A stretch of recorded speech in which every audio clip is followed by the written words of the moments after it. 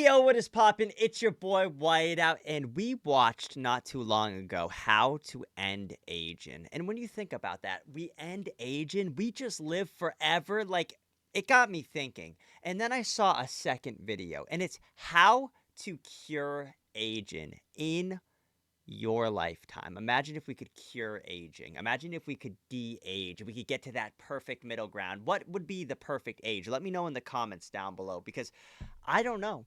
Would you rather be in your 20s, your 30s? Would you rather be in your I guess you could like who wants to be before 18, right? Like that's you're weird if you do. I'm just throwing that out there. But like, what's the perfect age? 21? You can like drink and do whatever you want, but at the same time, you can't rent a car. So is 27 the perfect age? Like, what is the perfect age? Let me know. But it's time to lock in, and it is time to get 1% smarter. Let's check out what this video has to offer. Health is the most valuable thing we have in life, but we tend to forget that until we lose it. We're living longer than ever before, which is great. But an unforeseen consequence of this is that we also spend a larger and larger portion of our lives being sick. Getting old currently means spending more time in pain. So scientists are trying to shift the attention of the medical community from optimizing lifespans to optimizing health spans, the part of our lives during which we're disease-free. To do this, we need to attack the root cause of almost all bodily defects, aging itself. Unbeknown to most people, the science of aging has made enormous progress in the last few years, with human trials about to begin in the near future. Let's look at 3 examples of discoveries that might benefit people who are alive right now.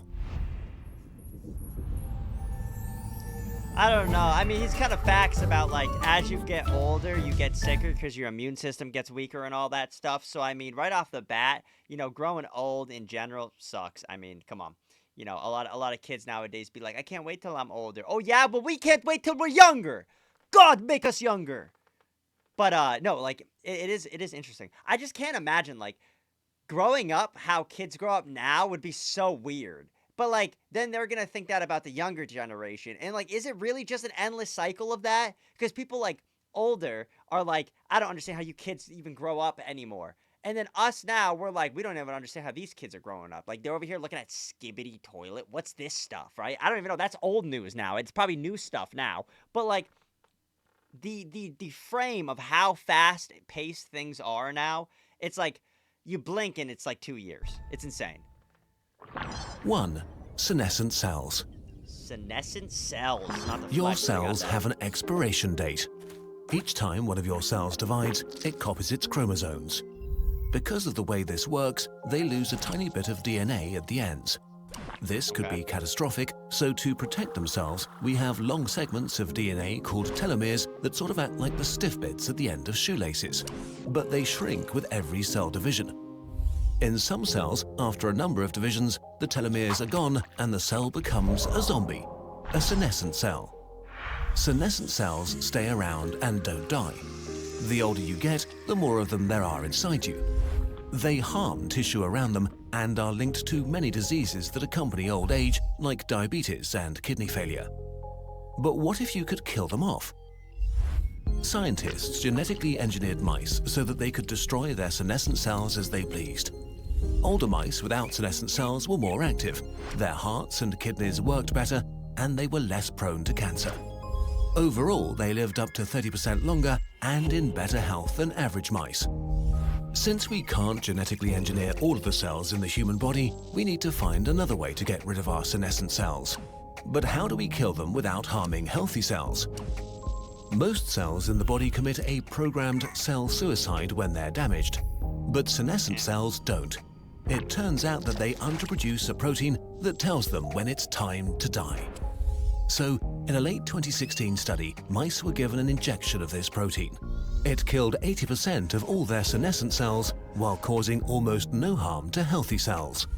The treated mice became generally healthier and even regrew lost hair. As a result, there are a number of new companies looking at treatments involving senescent cells, and the first human trials will start soon. 2. NAD+. NAD+. NAD+, baby. It is interesting to kind of think about how this is an old video, right? So this already could be in effect, and this could be helping people. I'm not too sure, but could this like cure cancer and stuff? I don't know how it works fully, but could this actually cure cancer and stuff like that? Let me know. Cells are made from hundreds of millions of parts. They're the structures, machines, messages, and the catalysts that make reactions happen. All these parts constantly need to be destroyed, cleaned up, and rebuilt. As we age, this process becomes less effective, and so parts become crumpled, bunched up, or are removed slower. Or they are no longer produced in the quantities we need. One of these parts is NAD+, a coenzyme that tells our cells to look after themselves. At age 50, we only have about half as much in our bodies as we do at age 20. Low amounts of it are linked to a whole bunch of diseases, from skin cancer to Alzheimer's, cardiovascular disease, and multiple sclerosis. But NAD+ can't enter cells, so we can't get it as a pill. But scientists noticed that other, more flexible substances could enter cells and would then turn into NAD+ inside. In 2016, multiple trials on mice showed that they boosted the multiplication of skin, brain, and muscle stem cells. They were rejuvenated, had a higher ability to repair their DNA, and had a slightly increased lifespan. This even got NASA interested, which is looking for a way to minimize the DNA damage astronauts would be exposed to from cosmic radiation on Mars missions. There are human trials being planned right now, but it's too soon to say if this will boost our health span or even lifespan. What human is doing a trial? That's my question. Like, are there actually people out there doing these trials and just like whatever happens, happens? Do they get a payout if something bad happens? Or is it like they have to sign a waiver? Like, if you guys have ever done one of these tests where like you're like, anything could happen, how did it go and what has happened? Like, I'm so curious to know that because I always hear like, oh, like human experience, like lab stuff. You see it in TV shows and stuff, but like I've never actually met somebody to do that. So is that like something where like if something does go wrong, they'll pay you out for the rest of your life and you're kind of hoping that something goes wrong? Or is it like you're just a test subject and you get a bag? Like how much do they pay? How much what are the repercussions and what is all the bad stuff that can happen? Please somebody let me know because that's a very interesting job in my eyes. It's very interesting and I'm so like unaware of how that works. But NAD+ is a serious candidate and could become the first human anti-aging pill. 3. Stem cells. Stem cells are like cell blueprints that sit at various places in the body and copy themselves to produce a steady flow of fresh young cells. But they decline as we age, and so we decline too. Without new parts, human bodies break. In mice, scientists observed that as the stem cells in their brains disappeared, they started to develop diseases. So they took stem cells from baby mice brains and injected them directly into the brains of middle-aged mice. More specifically, the hypothalamus, a part that's involved in regulating a lot of bodily functions. The fresh stem cells reinvigorated older brain cells by secreting microRNAs that regulated their metabolism. After 4 months, brain and muscles worked better than those of untreated mice, and on average, they lived 10% longer. Another study took stem cells from mice embryos and injected them directly into the hearts of older mice. As a consequence, they had improved heart function, could exercise 20% longer, and weirdly enough, their hair regrew faster. Wow. The conclusion. What all of this tells us is that there is not a single magic bullet with which to cure aging. It requires a complex array of different therapies. We can kill off senescent cells to clear away the junk, give ourselves fresh new stem cells to fill the gap, all while regulating the metabolism of the other cells using medication. This video comes with a big caveat. After all, these studies have been carried out on mice. There's no guarantee the same therapies would work in us to the same extent, but they are proof of concepts. To learn more about how we can modify our own health span, we need human trials.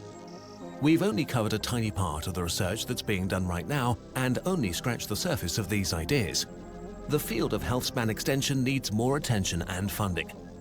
If it gets it, all of us might enjoy growing old without pain. That'd be nice. Growing old without pain would be the absolute win, I'm not gonna lie. I think this might be the end. If you now want to... Yeah. So, growing old would be very nice without pain. You know, growing old would be nice without pain. Yeah, that makes sense. Having no pain as growing old, being able to get rid of Alzheimer's and stuff, that's really nice. It's really good on paper. But is it going to be possible? Hopefully. Hopefully one day it'll be possible, right?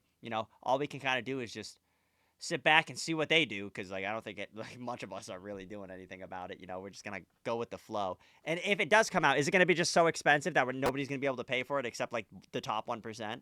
That'll be another thing, right? It's interesting though. It is really interesting to think about, like, everybody's gonna grow older, and it's like they're trying to fix it in certain ways, but is it gonna be too late by the time we get there, right? Or like, is it something that is never going to be able to actually be fixed? That's why I always wonder about certain things, like certain diseases, certain like cancer and stuff like that. Like, is it ever actually going to have something, or is stuff way too much?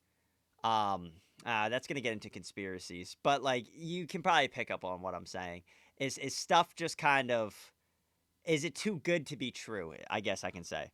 But I don't know. Let me know what you guys think in the comments down below, if stuff is going to be able to be cured in the future. Not only that, but how you if somebody knows about that human testing theory, that's something I'm really interested about. Let me know what that is, because I'm very I'm not concerned, but I'm very curious, as the kids would say.